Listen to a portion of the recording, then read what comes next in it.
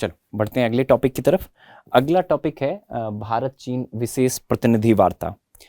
चर्चा में क्यों रहा है ये टॉपिक इसलिए चर्चा में रहा है कि अभी हाल ही में 19 अगस्त के राउंड में आप समझो कि जो भारत और चीन के बीच में विशेष प्रतिनिधि स्पेशल रिप्रेजेंटेटिव जो वार्ता होती है, डायलॉग्स होती है, उसका 24वां दौर का वार्ता हुआ। ठीक है, इसलिए ये चर्चा में है। इससे पहले कि हम इस टॉपिक की तरफ आगे बढ़ें, कुछ इंपॉर्टेंट चीज़ है जो इस वार्ता और हाल के दिनों में भारत चीन रिलेशनशिप को प्रभावित कर रहा है, उसके दृष्टिकोण से महत्वपूर्ण है, जिसको हमें ध्यान में रखना चाहिए।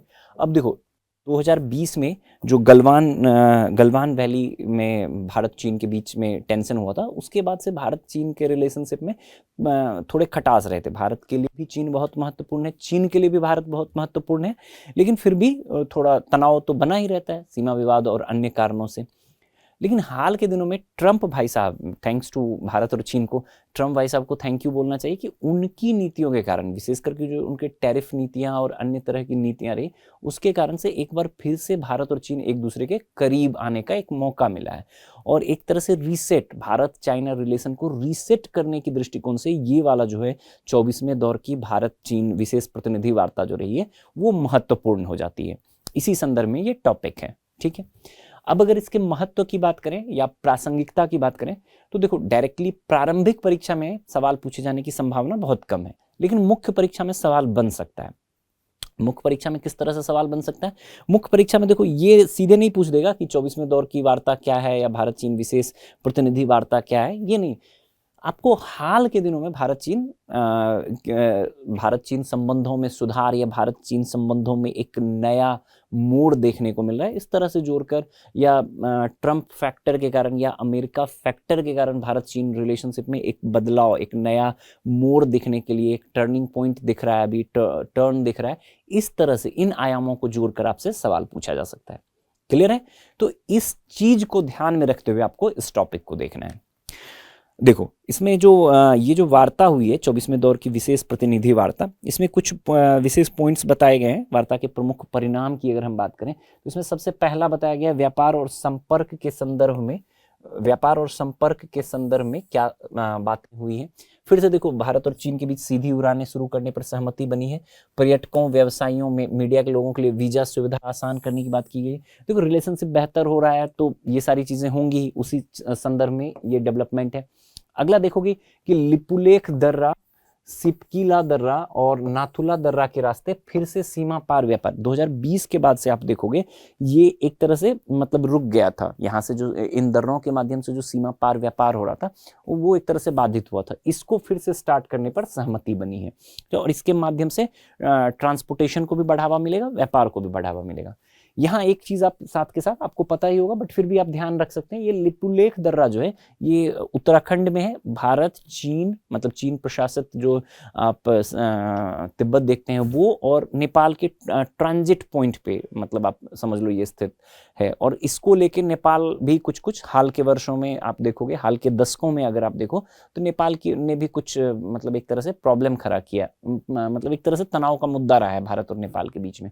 ये लिपुलेख दर्रा जो है अगेन अगर चाइना के साथ इससे व्यापार शुरू हो रहा है तो एक प्रकार से महत्वपूर्ण हो जाता है भारत के दृष्टिकोण से। तो आप लोकेशन भी ध्यान रखिएगा, ये उत्तराखंड में है, जो सिपकीला है हिमाचल में और नाथुला जो है सिक्किम में। यहाँ से फिर से सीमा पार व्यापार की शुरुआत हुई है।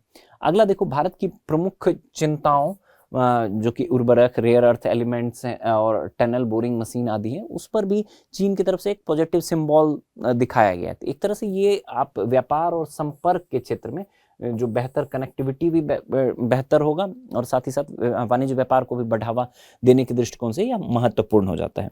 दूसरा, इस जो विशेष प्रतिनिधि वार्ता रही है इसका दूसरा जो महत्वपूर्ण पॉइंट है वो पीपल टू पीपल कंटेक्ट, जन जन के बीच संपर्क को बढ़ावा देने के दृष्टिकोण से महत्वपूर्ण है। देखोगे इसमें आप पहला ही पॉइंट कैलाश मानसरोवर यात्रा को लेके है। कैलाश मानसरोवर यात्रा को फिर से स्टार्ट करने के लिए एक तरह से इस पे सहमति बनी है। ठीक है, और इसमें एक और मतलब जो पीपल टू पीपल एक्सचेंज को लेकर 2026 में जो है तीसरी उच्च स्तरीय बैठक आयोजित करने पर भी सहमति बनाई गई है। ठीक, तीसरा देखोगे एक सीमा पार नदी सहयोग पर भी सहमति बनी है। अब देख रहे हो तीसरा पॉइंट जो है सीमा पार नदी। अब देखो भारत में जो खास करके ब्रह्मपुत्र नदी जो है इसके संदर्भ में बहुत सारा जो मतलब जो हाइड्रोग्राफिक इंफॉर्मेशन है वो चीन शेयर नहीं करता है। इस पर भी सहमति बनी है। चाइना ने कहा है कि आपात स्थितियों में जल संबंधी जो है आंकड़े साझा करेगा। और दूसरा साथ ही साथ ये जो ब्रह्मपुत्र जिसको कि तिब्बत में यारलुंग सांगपो कहा जाता है, जो चाइना का एक मेगा डैम प्रोग्राम है, उसके कंस्ट्रक्शन के संदर्भ में भारत की जो चिंताएं हैं भारत ने उससे भी अवगत कराया है। एक तरह से डायलॉग हो रहा है तो चीजें आगे प्रोग्रेस हो सकती हैं। ठीक है, अब देखो अभी अगर ये जो वार्ता हुई है इसके अभी वर्तमान संदर्भ में महत्व की बात करें तो 2025 का जो वर्ष है भारत चीन के बीच राजनयिक संबंधों के दृष्टिकोण से 75वीं वर्षगांठ का वर्ष है। तो दोनों देश जो हैं इसको थोड़ा बेहतर करना चाहते हैं, इसको बेहतर एक अच्छा मैसेज भी देना चाहते हैं और एक तरह से फिर से जैसा मैंने शुरू में ही बताया क्या भारत चीन रिलेशनशिप को रीस्टार्ट करने के दृष्टिकोण से भी ये महत्वपूर्ण रहा है। तो उस दृष्टिकोण से भी आप पॉइंट्स को ध्यान में रख सकते हैं। नीचे देखोगे 2020 के बाद जो है मतलब जैसा मैंने बताया कि गलवान वैली में जो हिंसक झड़पें हुई थी भारत और चीन के बीच, उसके बाद से एक तरह से संबंधों को रिस्टार्ट करने के दृष्टिकोण से महत्वपूर्ण रहा है। लास्ट ईयर आप देखो आपको ध्यान में होगा कजान में प्राइम मिनिस्टर मोदी जी और जो चीनी राष्ट्रपति हैं शी जिनपिंग उनके बीच वार्ता हुई, तो वहीं से एक तरह से रीस्टार्ट होने के दिशा में कदम आगे बढ़ रहा था और उस संदर्भ में ये जो हालिया डेवलपमेंट है ये महत्वपूर्ण हो जाता है।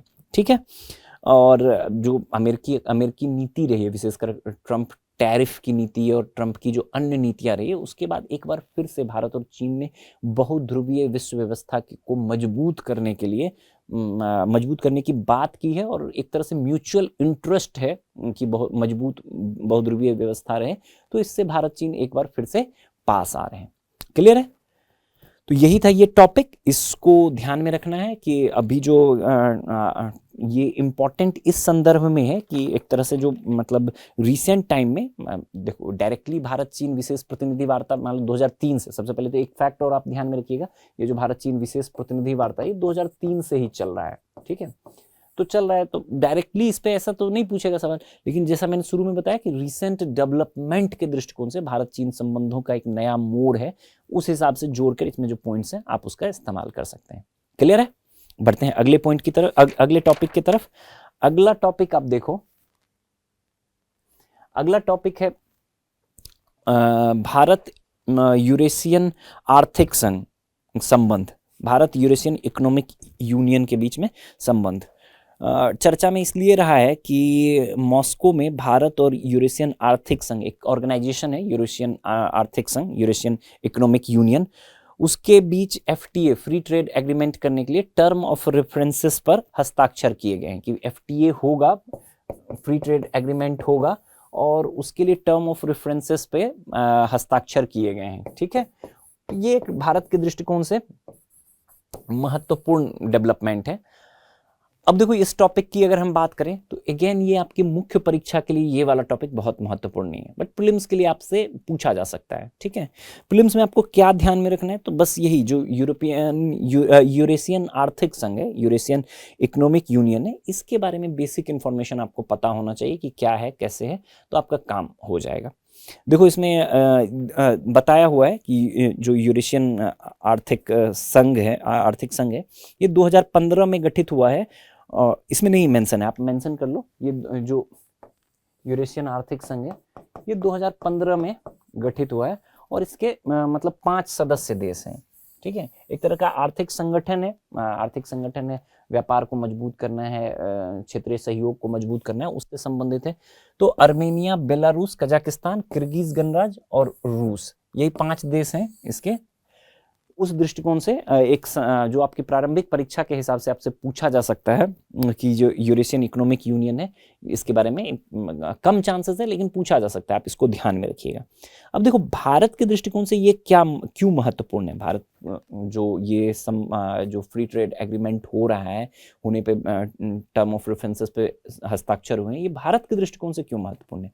भारत के दृष्टिकोण से इसलिए महत्वपूर्ण है कि भारत के लिए क्या मिलेगा? नया मार्केट मिलेगा। भारत अपने मार्केट को विविधीकृत कर सकता है। ठीक है, अभी तक मान लो फिक्स मार्केट है, भारत हमेशा चाहेगा कि नए मार्केट्स भारत को मिलते रहें। तो भारत का जो बाजार विविधीकरण है, उस दृष्टिकोण से भी यह महत्वपूर्ण है।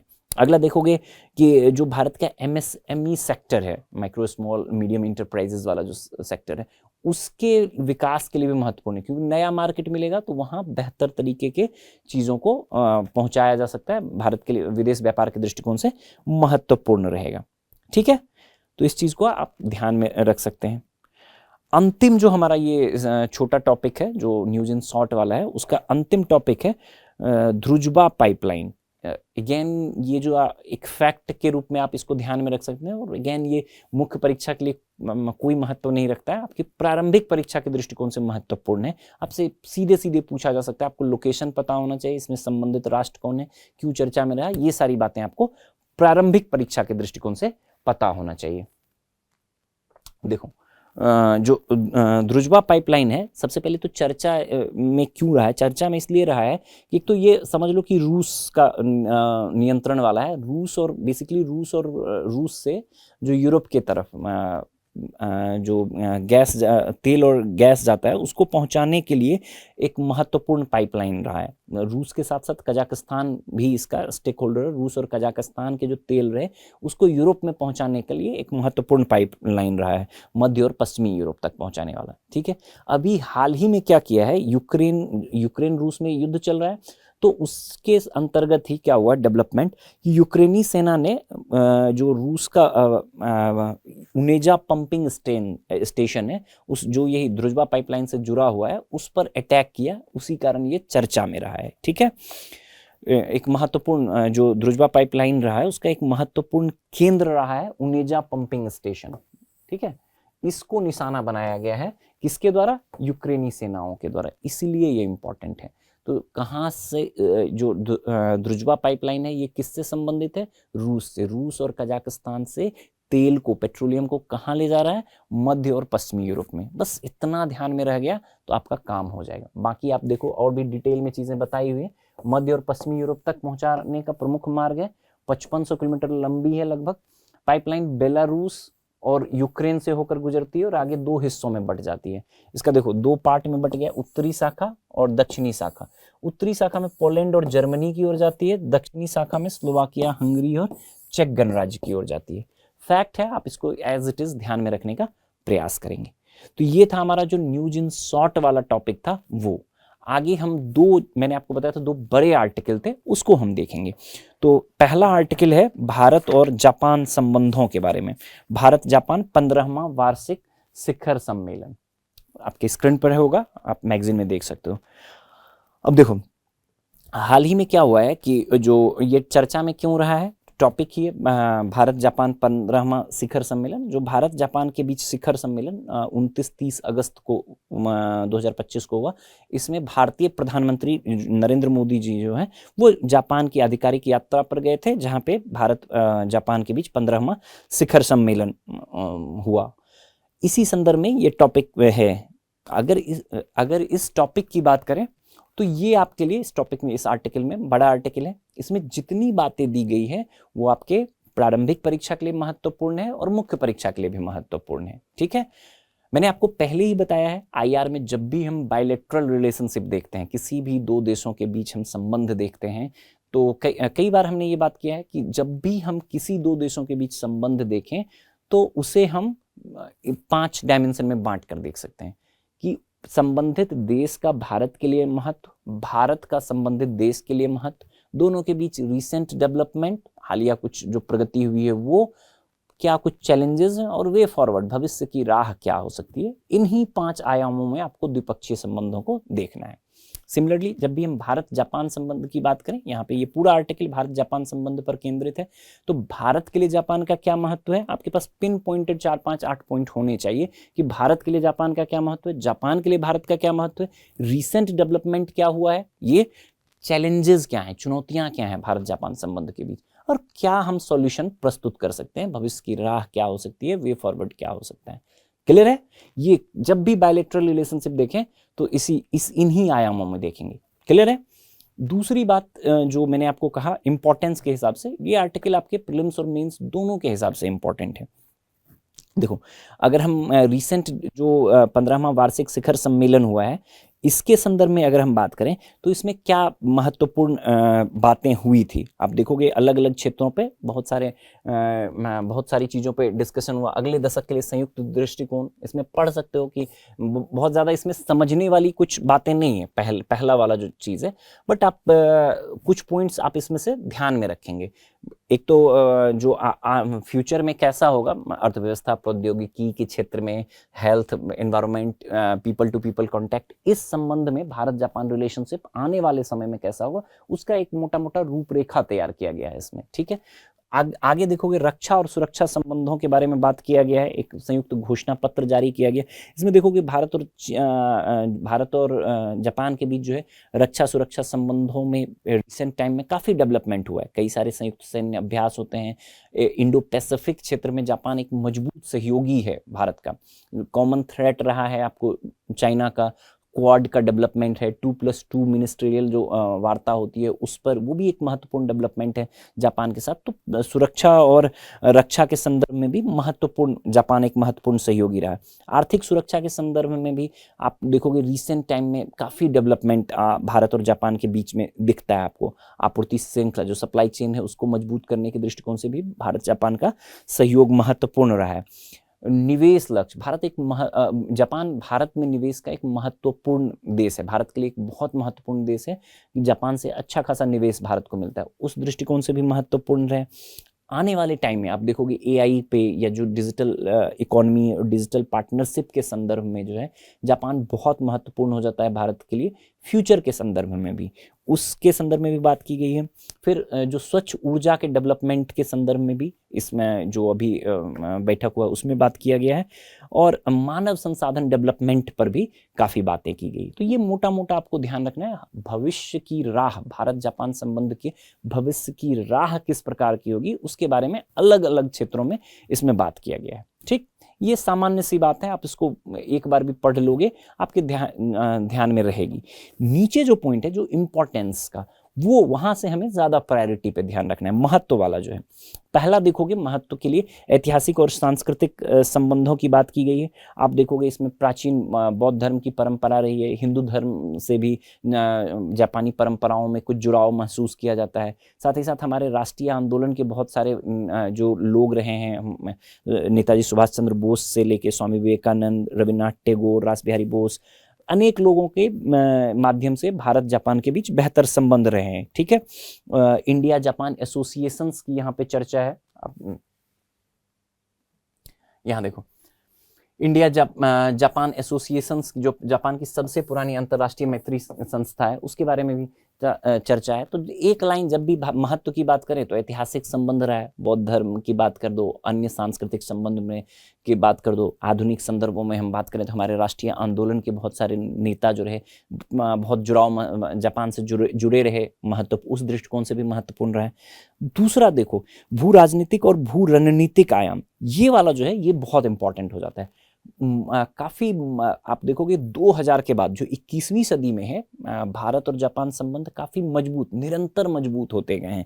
ठीक है, आप देखोगे यहाँ ग्लोबल पार्टनरशिप 2000 से लेकर special strategic and global partnership तक, मतलब आप देखोगे पिछले 25 वर्षों में, आप 21वीं सदी के अगर हम 1/4 बीत गया है, 25 वर्ष लगभग पूरे होने वाले हैं, तो इन वर्षों में आप देखोगे भारत जापान संबंध बहुत मजबूत हुए, उस दृष्टिकोण से महत्वपूर्ण है। भारत की एक्ट ईस्ट पॉलिसी, जो सागर का है, security and growth for all in region, look east से फिर भारत की एक्ट ईस्ट पॉलिसी जो है, इंडो पैसिफिक रीजन में जो भारत की अलग अलग नीतियां रही है, free and open Indo Pacific क्षेत्र, भारत और जापान दोनों इस तरह की बातें करते हैं। तो ये सभी क्या है, भू राजनीतिक और भू रणनीतिक, मतलब जियोपॉलिटिकल, जियो स्ट्रेटेजिक दृष्टिकोण से जो है जापान जो है बहुत महत्वपूर्ण हो जाता है। कैसे महत्वपूर्ण हो जाता है, तो आप देखो, पहले ही मैंने बताया आपको, क्वाड की बात कर सकते हो आप, एक्ट ईस्ट पॉलिसी की बात कर सकते सकते हो, आप सागर इनिशिएटिव की बात कर सकते हो, Indo Pacific free and open Indo Pacific की बात कर सकते हो, जो भारत और जापान दोनों नियम आधारित व्यवस्था की बात करते रहते हैं। भारत और जापान दोनों परेशान हैं, चीन की जो आक्रामक नीति है वो दोनों को काफी नजदीक लाती है, भू राजनीतिक और जो भू रणनीतिक है, geo strategic point of view से भी दोनों को साथ लाते हैं। मैंने आपको क्वाड के बारे में पहले ही बताया। इसके आगे आप देखोगे जो कुछ और इनिशिएटिव हैं, जैसे कि अंतर्राष्ट्रीय सौर गठबंधन है, आपदा प्रतिरोधी अवसंरचना गठबंधन है, लो कार्बन ट्रांजिशन है, इन सब क्षेत्रों में भी भारत और जापान के बीच में बेहतर सहयोग आपको देखने को मिलता है। यहाँ आपको कई सारे पॉइंट्स बताए हुए हैं। तो भू राजनीतिक और भू सामरिक दृष्टिकोण से जापान एक महत्वपूर्ण सहयोगी है भारत का, आपको ध्यान में रखना है। अगर हम आर्थिक संबंधों की बात करें तो भारत और जापान के बीच 2011 में ही लगभग जो है आप देखोगे, आपकी मैगजीन में बताया हुआ है 94% जो वस्तुएं हैं इस पर जो है व्यापारिक वस्तुओं पर शुल्क समाप्त कर दिया गया है, द्विपक्षीय व्यापार का आधार स्तंभ। इसके बाद से काफी मतलब बेहतर हुआ है द्विपक्षीय व्यापार। अगला पॉइंट देखोगे 2022-23 में यहाँ पे बताया द्विपक्षीय व्यापार लगभग 22 अरब डॉलर के आसपास रहा है। एक प्रॉब्लम बताया गया है यहाँ पे कि 22 अरब डॉलर का तो व्यापार है भारत जापान के बीच द्विपक्षीय व्यापार, लेकिन यह व्यापार संतुलन किसके पक्ष में है? जापान के पक्ष में झुका हुआ है। देखो, भारत जो है निर्यात केवल लगभग 5.5 अरब डॉलर का करता है और 16.5 अरब डॉलर का आयात करता है। तो इसको डाइवर्सिफाई करने की बात है, ठीक है। तो ये पॉइंट हम जब आगे चैलेंजेस की बात देखेंगे तो आप मोटा मोटा ध्यान में रखिएगा, भारत और जापान के बीच में 22 अरब डॉलर का व्यापार होता है और व्यापार संतुलन जापान के पक्ष में, इतना पॉइंट आपको ध्यान में रखना है। अगला देखोगे स्वच्छ ऊर्जा साझेदारी के लिए भी जो है इसमें बात किया गया है, पर्यटन आदान प्रदान वर्ष के लिए बात किया गया है। एक नीचे आप देखोगे इन्फोग्राफिक में आपको बताया गया है कि जो ओडीए और निवेश और ओडीए के बारे में बात किया गया है। जो ऑफिशियल डेवलपमेंट असिस्टेंस है, जापान जो है आप एक फैक्ट के रूप में ध्यान रख सकते हो, सबसे बड़ा ओडीए प्रदाता है भारत के लिए। जो ऑफिशियल डेवलपमेंट असिस्टेंस है, भारत की कई सारी विकासात्मक परियोजनाओं में जापान जो है सहयोग करता रहा है। बहुत सारे अभी आप रिसेंट जो है मुंबई और अहमदाबाद जो कॉरिडोर है, फास्ट ट्रांजिट कॉरिडोर है, उसको उस संदर्भ में भी रहा है। कई मेट्रो परियोजनाओं में, कई डेवलपमेंट परियोजनाएं जो भारत की रही है उसमें जापान की बहुत महत्वपूर्ण भूमिका रही है। तो सबसे बड़ा ओडीए प्रदाता है भारत के लिए, 1950s से ही भारत के लिए सबसे बड़ा। तो ये भी एक इम्पॉर्टेंट, आप आर्थिक संबंधों के संदर्भ में ही इसको भी ध्यान में रख सकते हो। अगला देखोगे रक्षा और सुरक्षा सहयोग पर अगर हम बात करें तो रक्षा और सुरक्षा सहयोग पर भी 2008 के बाद से देखोगे 123 जो समझौता हुआ था भारत और यूएसए के बीच, उसके बाद से अन्य क्षेत्रों में, मतलब एक तो परमाणु जो शांतिपूर्ण परमाणु ऊर्जा का उपयोग है उसके लिए भी जापान सहयोग कर रहा है। साथ ही साथ अन्य क्षेत्रों में भी आप देखोगे, विशेष करके रक्षा और प्रतिरक्षा के क्षेत्र में भी विशेष सहयोग किया जा रहा है भारत में। आप देखोगे कई सारा युद्धाभ्यास है, यहाँ पे नाम दिया हुआ है। आप जब भी इसमें से आपको ये प्रारंभिक परीक्षा के दृष्टिकोण से भी ध्यान में रखना है, और वैसे भी आप इसके मतलब मुख्य परीक्षा में भी आपको रेफरेंस के तौर पे आप दे सकते हो उसको, ठीक है। मालाबार, वीर गार्जियन, धर्म गार्जियन, जिमैक्स, कई सारा संयुक्त अभ्यास हो रहा है। इसके अलावा आप सुरक्षा सहयोग पर 2008 की घोषणा, उसके अतिरिक्त 2020 का एक और समझौता है, उसको भी आप ध्यान में रखेंगे। साथ ही साथ मैंने आपको क्वाड के बारे में पहले ही बताया था, और 2+2 जो मंत्री स्तरीय संवाद है, एनएसए स्तरीय बैठक है, उसके बारे में भी हम रक्षा और प्रतिरक्षा के संदर्भ, रक्षा और सुरक्षा सहयोग में बात कर सकते हैं। इसके अलावा प्रौद्योगिकी और क्षेत्रीय सहयोग में भी भारत और जापान के बीच काफी महत्वपूर्ण सहयोग है। यहाँ कुछ एग्जाम्पल दिया होगा, आप देखोगे भारत में स्किल डेवलपमेंट के संदर्भ में जापान काफी सहयोग कर रहा है, निरंतर सहयोग कर रहा है। इसके अतिरिक्त आप देखोगे स्पेस टेक्नोलॉजी, इसरो और जैक्सा के बीच भी काफी महत्वपूर्ण सहयोग हुआ है, वो भी आप ध्यान में रख सकते हो। इसके अलावा जलवायु परिवर्तन से संबंधित स्वच्छ ऊर्जा के संदर्भ में, इसमें भी तकनीकी डेवलपमेंट में जापान भारत को सहयोग कर रहा है, उस दृष्टिकोण से भी ये महत्वपूर्ण हो जाता है। ठीक है। उसके बाद आप देखोगे पीपल टू पीपल कांटेक्ट में, पीपल टू पीपल कांटेक्ट के दृष्टिकोण से भी काफ़ी रीसेंट डेवलपमेंट जो है काफ़ी प्रयास किया जा रहा है। हालांकि इसमें अभी भी अन्य जो विकसित देश हैं उसकी तुलना में जापान के साथ हमारा सहयोग जो है सीमित ही रहा है। ठीक है, तो ये सारे डेवलपमेंट, भारत जापान संबंधों के बीच किस तरह के डेवलपमेंट हो रहे हैं, उससे क्या मतलब महत्व क्या है।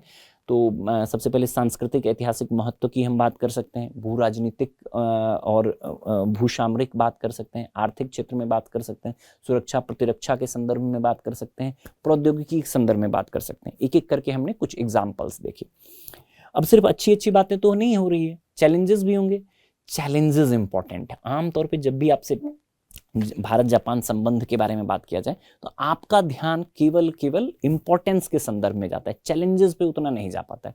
हमें यहाँ आप देखोगे आपकी मैगजीन में चैलेंजेस के भी कुछ पॉइंट्स बताए गए हैं जो आपके ध्यान में रहने चाहिए, ताकि आप बेहतर तरीके से बैलेंस आंसर कर पाओ। कभी भी अगर चैलेंजेस को लेकर सवाल बना कि इन डेवलपमेंट के बावजूद भी भारत जापान जो है कुछ चुनौतियां बनी हुई है या अपेक्षित डेवलपमेंट नहीं हो पा रहा है या और क्या किए जाने की, तो जब तक आपको चैलेंजेस पता नहीं है तब तक आप एड्रेस कैसे करोगे कि और क्या किया जाना चाहिए। क्लियर है? तो चैलेंजेस की बात करूं, सबसे बड़ा मतलब फैक्टर क्या है? China factor. देखो, दोनों देशों के बीच रिलेशन को मजबूत करने में भी चाइना फैक्टर एक मजबूत रोल प्ले कर रहा है, और थोड़ा मतलब आप समझो कि जो डिफरेंसेस हैं, जो चैलेंजेस हैं, उसमें भी एक चाइना फैक्टर है। पहला ही पॉइंट देखो, इंडो पैसिफिक में चीन का रख। देखो, चीन जो है काफ़ी आक्रामक रहता है दक्षिण चीन सागर में, पूर्वी चीन सागर में। वहाँ पे उसकी आक्रामकता भारत के लिए भी चैलेंज रहती है और जापान के लिए भी चैलेंज रहती है। गलवान वैली में जब भारत और चीन के बीच संघर्ष हुआ तो उसके बाद भारत खुलकर मतलब एक्सपेक्ट कर रहा था कि जापान जो है खुलकर चीन का विरोध करे या चीन की आलोचना करे और भारत के खुलकर भारत के समर्थन में आए। बट जापान इससे बचता रहा है, थोड़ा मतलब बीच बीच का डिप्लोमेटिक टाइप का ये रहा, बहुत बैलेंस चीज़ों का, बहुत संतुलित अप्रोच रखा। ये थोड़ा भारत के लिए मतलब खटकने वाली बात है। अगला देखोगे, जो आपूर्ति श्रृंखला की कमजोरी। देखो, दोनों देशों में, दूसरा पॉइंट ये आपूर्ति श्रृंखला के, दोनों देशों में सेमीकंडक्टर और रेयर अर्थ्स के लिए चीन पर अत्यधिक निर्भर है। विविधीकरण, इनको मतलब डाइवर्सिफाई करने के लिए अधिक निवेश, नवाचार और प्रौद्योगिकी हस्तांतरण की आवश्यकता है। जो मॉडर्न टेक है वो सेमीकंडक्टर और रेयर अर्थ एलिमेंट्स के बिना चल नहीं सकता है, और दोनों डिपेंडेंट हैं किस पे? बहुत ज़्यादा चाइना पे। यहाँ सुधार की आवश्यकता है, इसको अधिक से अधिक डाइवर्सिफाई किया जाएगा, इसमें इन्वेस्टमेंट किया जाए, इनोवेशन किया जाए, और कुछ मतलब जो है संयुक्त कार्य डेवलपमेंट मतलब प्रौद्योगिकी ट्रांसफर के माध्यम से कुछ ज्वाइंट डेवलपमेंट के लिए भी काम किया जा सकता है, ताकि ये जो चाइना पे अत्यधिक डिपेंडेंसी है सप्लाई चेन के लिए, उसमें मतलब उसको मतलब एक तरह से संतुलित किया जाए। ठीक है, अगला देखो चैलेंज का पॉइंट, रणनीतिक संतुलन। ये रिसेंट डेवलपमेंट है। आप देखो, जापान जो है अमेरिका के साथ बहुत ज़्यादा अलाइंड है। ठीक है, स्वाभाविक सी बात है, जापान अमेरिका, भारत जापान की तुलना में भारत अमेरिका कहीं अधिक मजबूत सहयोगी है। रिसेंट डेवलपमेंट के बाद भारत एक्सपेक्ट कर रहा था कि क्वाड के माध्यम से एक मजबूत भारत जापान अमेरिका मिलकर एक मजबूत सहयोगी के रूप में उभरेंगे। लेकिन जो ट्रंप की मतलब खास करके ट्रंप 2.0 की जो टैरिफ नीतियां रही, इससे क्वाड का सक्सेस थोड़ा सा मतलब आप समझ सकते हो, क्वाड पे भी एक क्वेश्चन मार्क लगने वाला के चांसेस हैं, मतलब थोड़ा सा चुनौती बन सकता है। साथ ही साथ आप देखोगे कि भारत भी ऐसे मतलब समझ लो परस्पर जो है मतलब एक तरह से विरोधी संगठन या विरोधाभासी संगठनों के साथ सहयोग करता रहा है। जैसे आप देखो कि जापान और अमेरिका नहीं मतलब उनके हितों के हिसाब से जो SCO, ब्रिक्स या एशियन इंफ्रास्ट्रक्चर इन्वेस्टमेंट बैंक है, AIIB है, इन सब में भारत जो है सहयोगी है, भारत उसका सदस्य है। तो कहीं ना कहीं जापान और अमेरिका के हितों के हिसाब से बहुत मतलब सकारात्मक नहीं माना जाता है इन संगठनों को। लेकिन भारत प्रॉपर बैलेंस बना के चलता है, भारत जापान संबंधों के साथ भी और इन संस्थाओं के साथ भी। लेकिन यहाँ पे जापान का झुकाव अगर आप देखोगे ट्रंप 2.0 टैरिफ के बाद अधिक किसकी तरफ रहा है? अमेरिका की तरफ, जो एक तरह से चैलेंज का बात रहा है। फिर देखो रूस फैक्टर भी नीचे आप देखोगे, एक रूस फैक्टर की भी बात की गई है। रूस पर देखो अमेरिका निरंतर G7 द्वारा, अमेरिका के नेतृत्व में G7 द्वारा प्रतिबंध लगाएगा, लेकिन भारत अपनी ऊर्जा आवश्यकताओं के कारण और अन्य जो रक्षा उपकरणों की आवश्यकताओं के कारण रूस पर बहुत डिपेंडेंट है, एकदम से मना नहीं कर सकता है रूस को। ये एक बड़ा मतलब फैक्टर है। जापान जो है, जापान का एक्सपेक्टेशंस क्या रहता है कि कंप्लीटली G7 ने प्रतिबंध लगाया तो भारत एकदम से बाहर आ जाए रूस से व्यापारिक संबंधों में। ये भी एक चैलेंज का पॉइंट रहता है। एक और अंतिम पॉइंट देखो आप चैलेंजेस में, आर्थिक सीमाएं। देखो भारत और जापान के बीच बहुत अच्छा संबंध है, लेकिन जापान भी एक बहुत विकसित अर्थव्यवस्था है, दुनिया की तीसरी सबसे बड़ी अर्थव्यवस्था, और हम चौथी सबसे बड़ी अर्थव्यवस्था। फिर भी हमारे बीच, और इतने हम नजदीकी मित्र हैं, इतना सहयोगी रिलेशनशिप है, फिर भी जो है हमारे बीच व्यापार कितना हो रहा है, मात्र 22 अरब डॉलर का।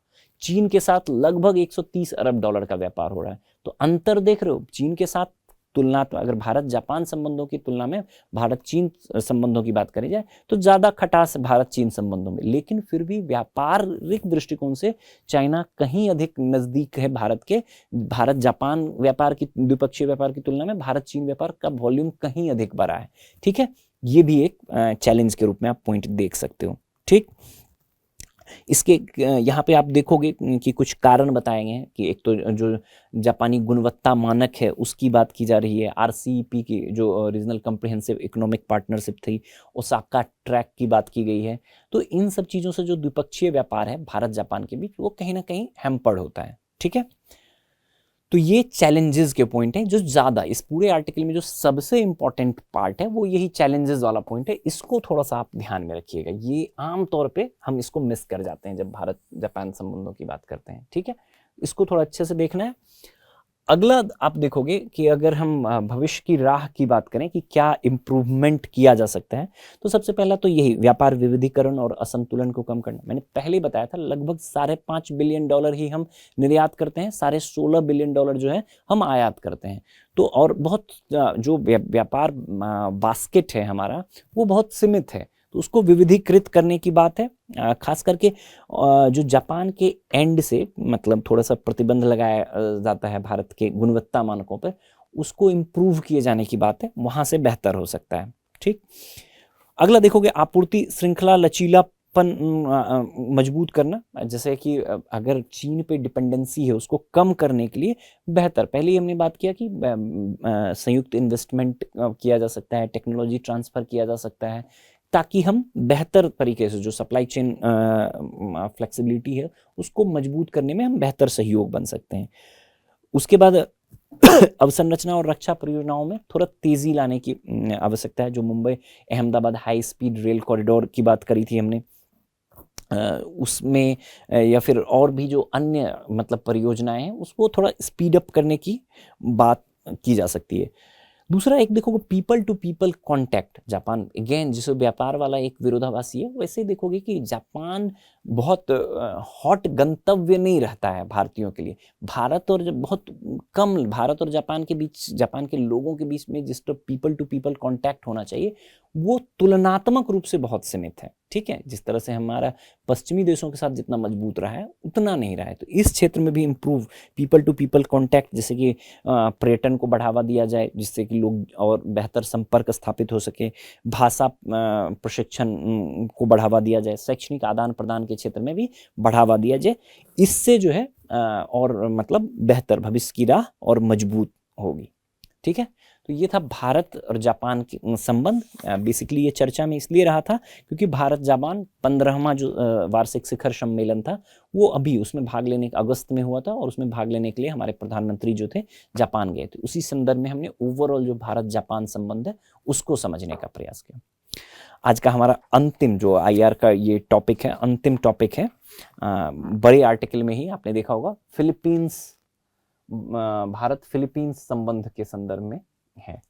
ये चर्चा में इसलिए रहा है कि फिलीपींस के राष्ट्रपति की भारत की राजकीय यात्रा। ठीक है, फिलीपींस के राष्ट्रपति जो हैं वो भारत के आधिकारिक ऑफिशियल टूर पे थे, उसी संदर्भ में ये आर्टिकल महत्वपूर्ण हो जाता है।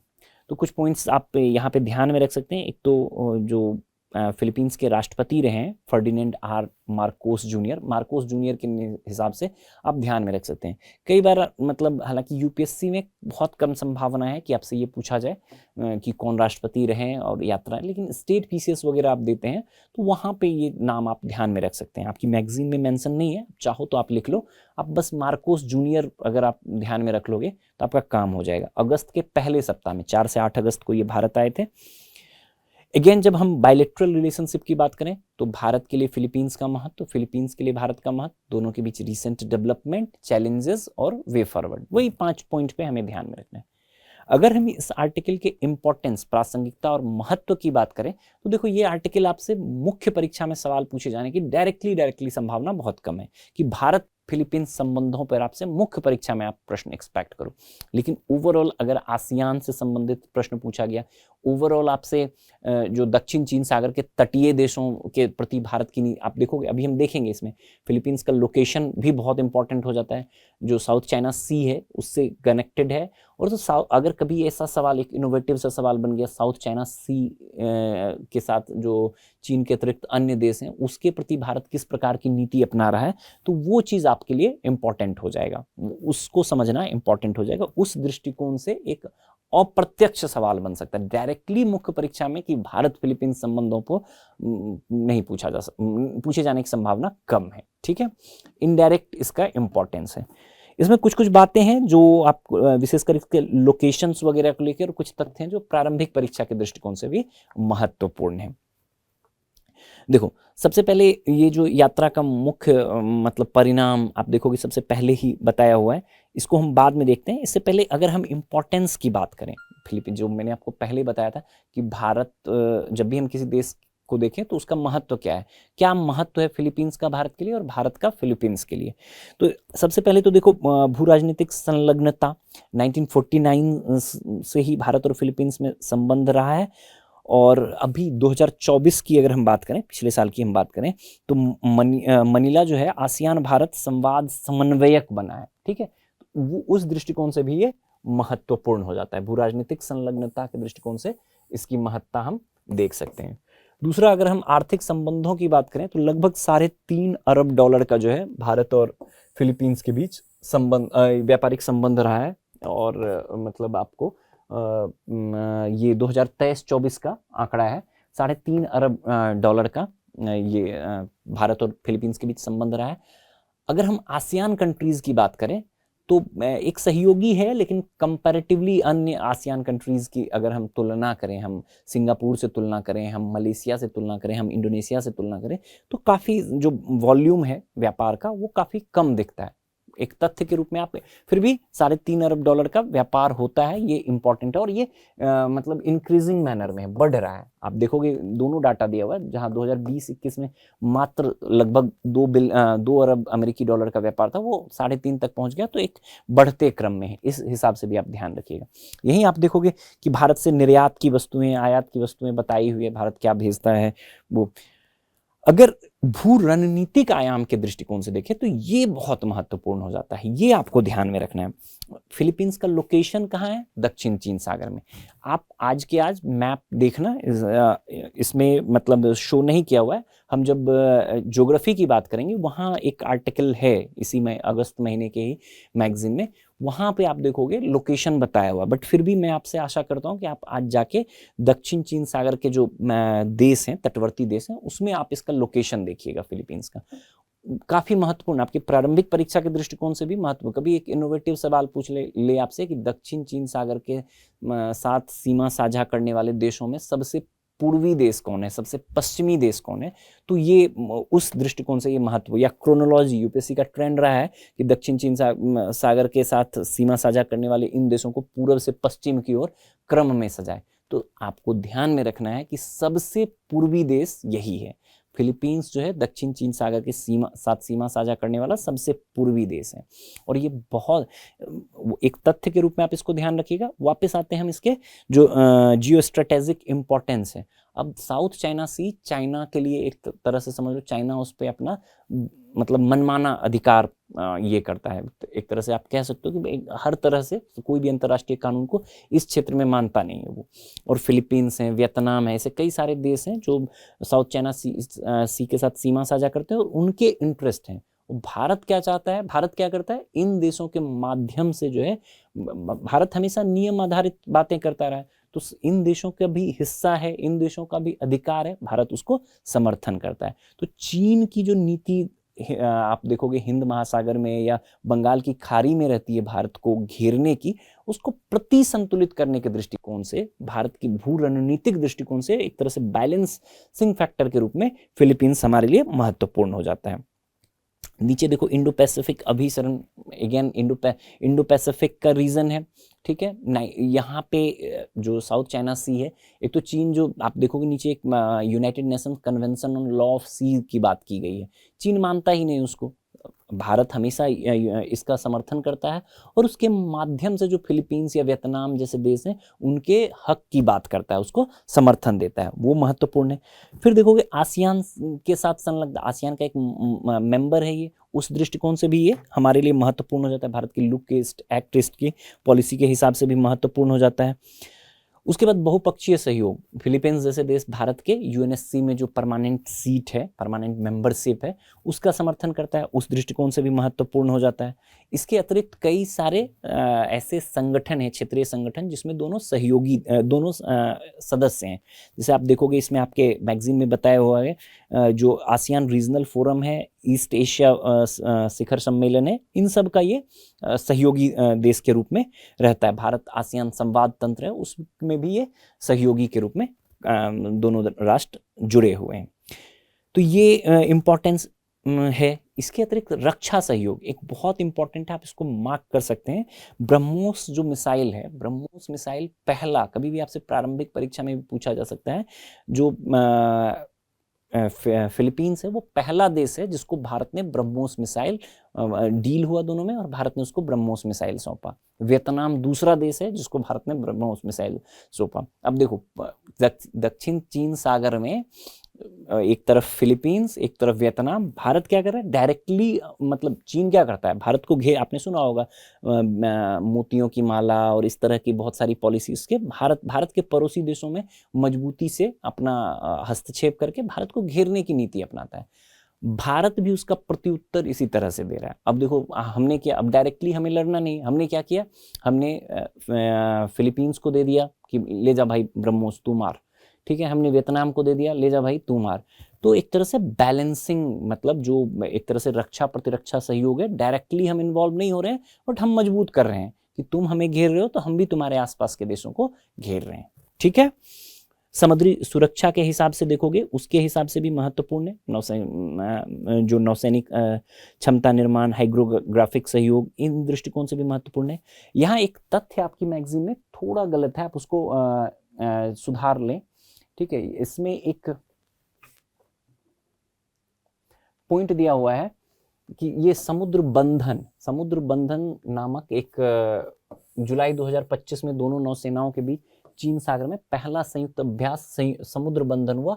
ये गलत है, ये नाम जो है इसको इंप्रूव करने से, एक तो अगस्त 2025 में हुआ है ये, ठीक है, और इसका नाम समुद्र बंधन नहीं है, ठीक है, कोई ऑफिशियली इस तरह का नाम नहीं दिया गया। लेकिन अगर पहली बार कभी आपसे स्टेटमेंट इस तरह से दे दे कि अगस्त 2025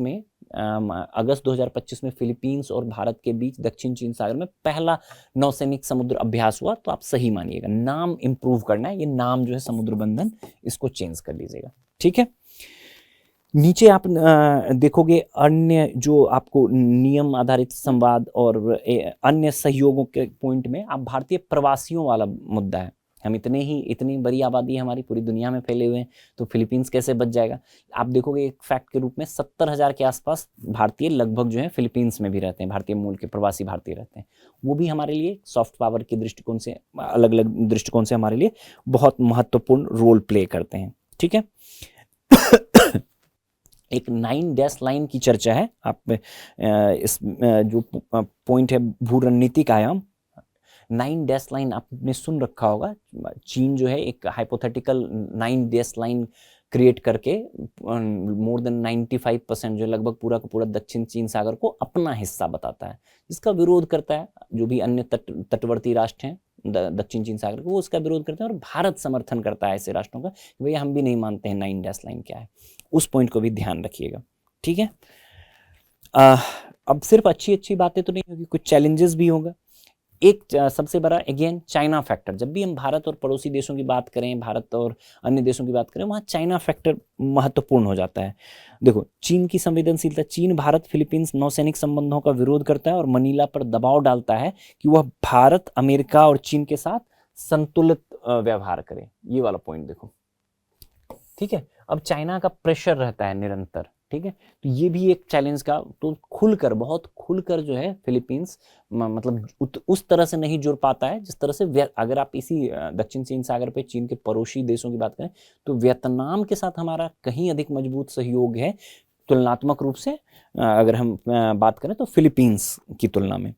दूसरा, अगर हम व्यापार की मात्रा की बात करें, देखो व्यापार बढ़ रहा है। मैंने आपको बताया 2020-21 में $2 बिलियन के आसपास था, जो कि $3.5 बिलियन के आसपास हुआ। लेकिन अभी भी अगर हम अन्य आसियान का मेंबर है ये भी, अन्य आसियान देशों के साथ ही तुलना करें, हम तुलना करें अगर सिंगापुर के साथ, हम तुलना करें अगर इंडोनेशिया के साथ, मलेशिया के साथ, तो उसकी तुलना में जो व्यापार का आकार है, साइज है, वॉल्यूम है, वो काफ़ी कम है, वो काफ़ी छोटा है। उसमें सुधार करने की आवश्यकता है। फिर संपर्क की समस्याएं, देखो एक तो प्रत्यक्ष हवाई और समुद्री संपर्क की दिक्कत है, ठीक है। पीपल टू पीपल कांटेक्ट की भी समस्याएं, उस चीज़ में सुधार करने की आवश्यकता है। क्षेत्रीय अस्थिरता, खुद फिलीपींस की जो अपनी घरेलू समस्याएं हैं, वो दक्षिण चीन सागर की अनस्टेबिलिटी जो है, वो ये कई कारण हैं जो भारत फिलीपींस संबंधों को बहुत मजबूत करने से रोकते हैं, ठीक। आगे देखोगे यहाँ पे नीचे आपको एक इन्फोग्राफिक्स बना के दिया गया है कि क्या किया जाना चाहिए। तो रक्षा क्षमता निर्माण, व्यापार वार्ताओं में तेजी, जो भी भारत की साथ एक बड़ी समस्या रहती है, आप देखोगे कि जो भी भारत की प्रोजेक्ट्स हैं उसमें थोड़ा सा लेट लतीफ़ी रहता है, आप जिसको लाल फीताशाही कहते हो, उसमें सुधार करने की आवश्यकता है। साथ ही साथ अन्य जो व्यापार वार्ताएं हैं उसमें भी तेजी लाने की आवश्यकता है। पीपल टू पीपल कांटेक्ट बढ़ाने की आवश्यकता है और अन्य जो क्षेत्रीय सहयोग हैं उसको बढ़ाने की आवश्यकता है। तो ये वे फॉरवर्ड हो सकता है। तो ये था भारत और फिलीपींस के बीच का संबंध। फिलीपींस के राष्ट्रपति की आधिकारिक भारत की यात्रा हुई थी मार्कोस जूनियर की, कब, ये आपको अगस्त के पहले सप्ताह में। इसी कारण ये महत्वपूर्ण था। इस संदर्भ में हमने देखा ये आपके प्रारंभिक परीक्षा के लिए और इनडायरेक्टली मुख्य परीक्षा के लिए भी महत्वपूर्ण है। प्रारंभिक परीक्षा के लिए आपको मैंने बताया कि ब्रह्मोस मिसाइल वाला पॉइंट, लोकेशन याद रखिएगा दक्षिण चीन सागर में, ठीक है। समुद्री सैन्य अभ्यास हुआ है वो ध्यान में रखिएगा। इस हिसाब से जो है ये ध्यान में रखिएगा। एक और इनिशिएटिव इसमें महासागर से जुड़ने के लिए भी भारत का जो है maritime heads for active security and growth for all, जो सागर का अगला वर्जन है। सागर आप देखोगे इंडियन ओशन के लिए है, ग्लोबल लेवल पे भारत का security and growth for all in region वाला जो है सागर इनिशिएटिव, उसी का अगला एक्सटेंडेड वर्जन या अगला पार्ट क्या है, भारत द्वारा शुरू किया गया इंडियन नेवी द्वारा, महासागर। उससे भी इसके जुड़ने की बात कही गई है, अप्रोच किया गया है उसके लिए भी, उस दृष्टिकोण से भी ये महत्वपूर्ण है। तो ये था भारत फिलीपींस संबंध, ठीक है। तो ये था अगस्त महीने के जो IR के टॉपिक्स थे उसको हमने देखा। Thank you, all the best.